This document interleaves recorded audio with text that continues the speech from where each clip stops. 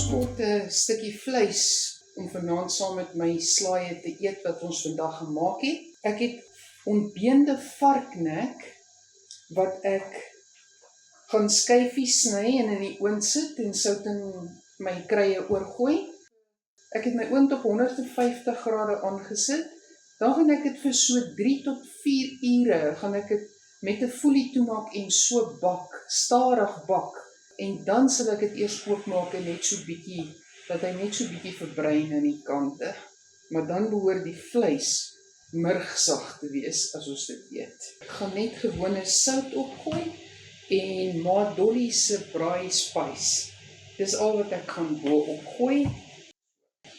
As jy 'n hele nag het, kan jy hom so sout gooi en in die nag, deur die nag in die oond laat staan, by 'n stadiger oond, ek sal sê so 120, kan hy 'n hele nag bak, en dan die volgende dag, 12 uur, kan jy hom dan voorsit met kokos, of slaaië, of wat jy ook al voor lus is.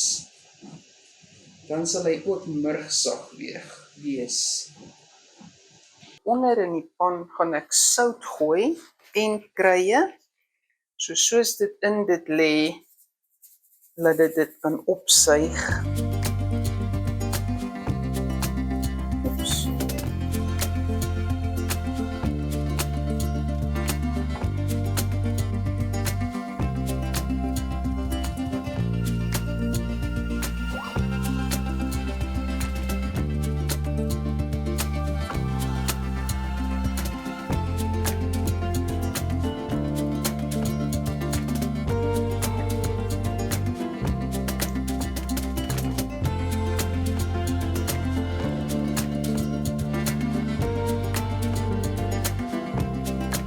Kan net mooi in my pan inpas, so 'n enkel laagie.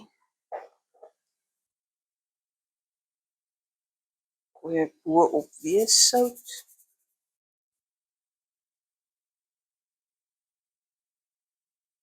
Die sout en die kruie is heeltemal waarvan jy hou op varkvleis.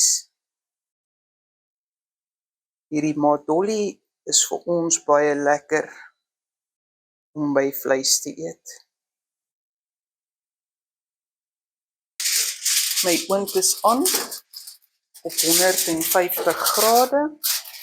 So ek maak hierdie nou toe met folie en dan staan hy nou maar net so stadig en frit vir ten minste 3 ure.